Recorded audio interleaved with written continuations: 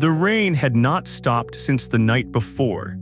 It fell softly now, mixing with the blood and mud of the battlefield of Sekigahara. The sky hung low, gray and heavy, as if mourning the thousands of men who would never rise again.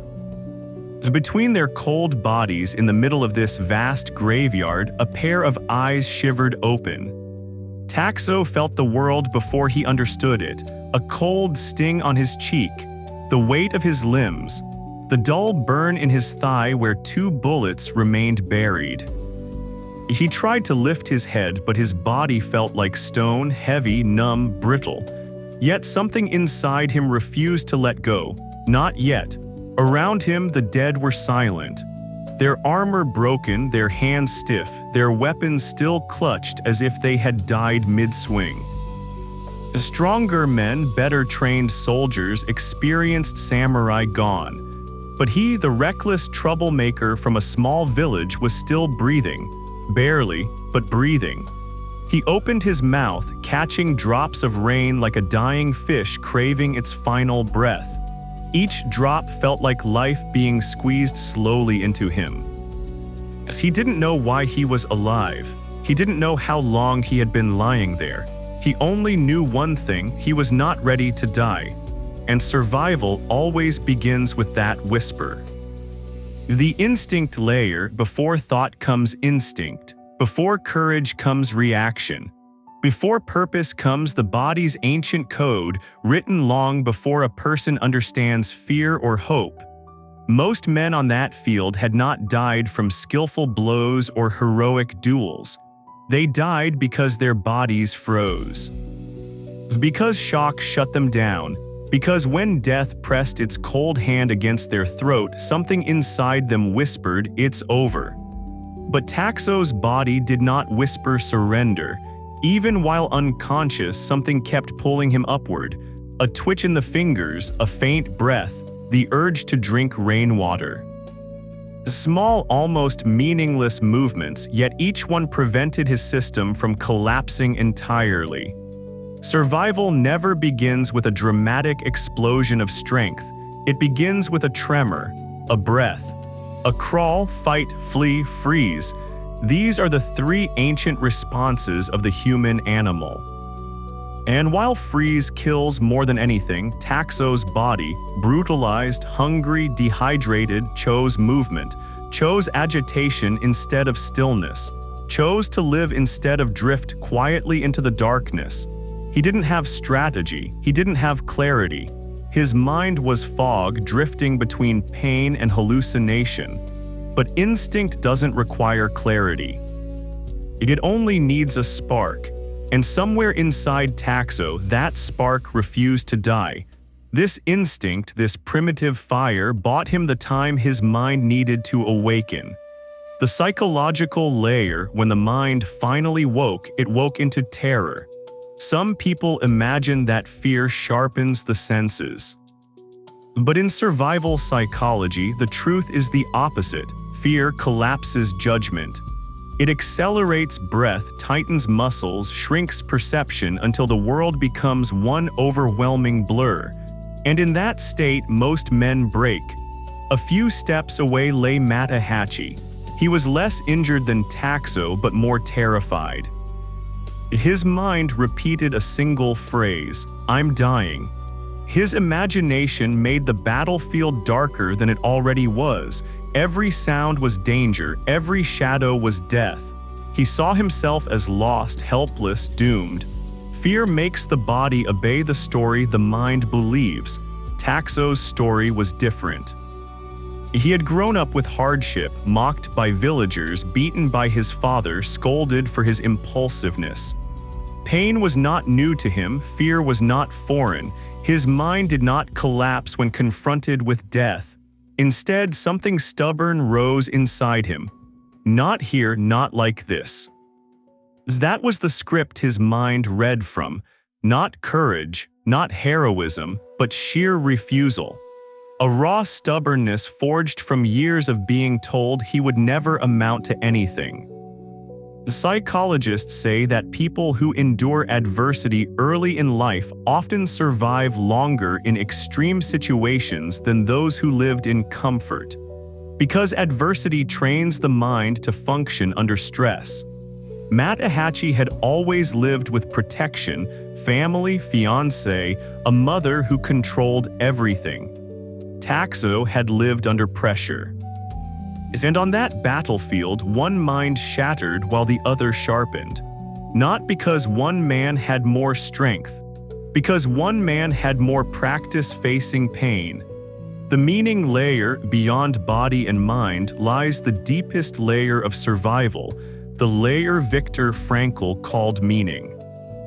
Humans can endure any suffering if they believe they have a reason to endure it. Takezō had no grand purpose at that moment. No glory, no honor, no reputation. He was not thinking of becoming a legend. He simply felt something unresolved inside him, a question he had not answered. A life he had not lived. A fire that had never been given space to burn. His father died believing he would never be anything more than a nuisance. His village saw him as a wild, uncontrollable kid. Even Matahachi's mother treated him as a corrupting influence. He had never been respected, never been valued, never been seen, and somewhere inside him, buried under pain and exhaustion, was a whisper, "I want to prove I exist."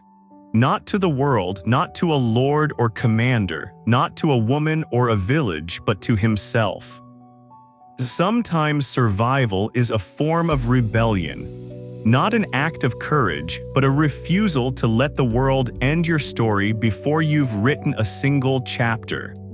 While others die with their stories complete, Takezō's story had not even begun. And meaning, however small, however unspoken, becomes the rope a drowning mind clings to in the worst storms. He didn't think of honor, he didn't think of destiny, he didn't think of becoming Musashi, he simply thought, "I am not finished." And that quiet declaration became his reason to push against death. A shared survival, the bond with Matahachi's survival becomes stronger when shared. When Matahachi's voice cut through the rain, weak, trembling, half-delirious, Takezō snapped fully awake. Suddenly he wasn't alone. Suddenly someone depended on him, and the moment responsibility appears, the will to live intensifies. The disaster psychology shows that humans are more likely to survive when they believe someone needs them. The mind becomes clearer, the senses sharpen, the body pushes beyond its limits. Takezō had instinct, he had stubbornness, but now he had a mission. Matahachi was the weaker of the two, yet his presence made Takezō stronger. He pulled Matahachi down when cavalry approached. He supported him while they staggered through the reeds. He hunted for water and food. He took hits, carried weight, and refused to leave him behind. The two broken boys leaning on each other became one functioning survivor. The moment Takezō decided, "I cannot leave him," his will doubled. This became one of the foundations of Musashi's later philosophy. Strength is not selfish. Real warriors do not survive alone. Strength is shared or it becomes meaningless. Takezō survived in part because he carried someone else with him, and that burden became his anchor. Why some people survive and others don't. Survival is not random. It is not luck. It is not fate. It is a structure, a layered combination of forces working together. Of instinct. The body's automatic refusal to shut down, tiny movements, breathing even when it hurts, trying to stand even when the legs burn. Takezō had this. His instinct kept him alive long enough for the mind to awaken. Psychology, the mental script that determines whether the mind collapses or activates. The fear collapses judgment. Hopelessness dissolves strength. But determination, even crude, angry determination, keeps the mind functioning. Takezō's inner script was stronger than Matahachi's. See, meaning a reason, no matter how small, to keep going. This is the deepest layer of endurance. Even without honor or purpose, Takezō felt something unfinished, something that must not end here. Meaning multiplies survival. Connection, a responsibility towards someone else. Matahachi's presence kept Takezō alert. He wasn't just surviving for himself, he was surviving for them both. These 4 layers created a rare alignment. A body that refused death, a mind trained by hardship, a soul hungry for identity, a bond that increased resilience. This combination is why some survive when others don't. Not because the survivor is physically stronger, but because inside them, multiple forces merge into one sentence. I am not done yet. That sentence carried Takezō across the battlefield, through the rain, past the corpses, into the woods, and eventually toward a destiny he could not yet imagine. This is what separates those who live from those who fall. Not strength, not luck, alignment. A closing reflection, survival is often portrayed as dramatic, a heroic battle cry, a last-minute rescue, an act of explosive courage. But the truth is different. Survival is quiet, it is slow, it is stubborn, it is a breath taken when your body wants to stop. A whisper spoken when your mind wants silence. A refusal to surrender when everything around you has already died. Musashi's entire future, his discipline, his philosophy, his undefeated path began with one fragile decision on a field of corpses. Pain shaped him, fear sharpened him, meaning awakened him, responsibility strengthened him. This is why some survive. Not because they feel powerful, but because they keep breathing when nothing makes sense. Because they take one more step even when no one is watching. Because somewhere inside, a quiet voice says, "Not yet." And if you are struggling today, remember. Strength doesn't begin when life becomes easy. Strength begins when everything collapses and you still reach for life.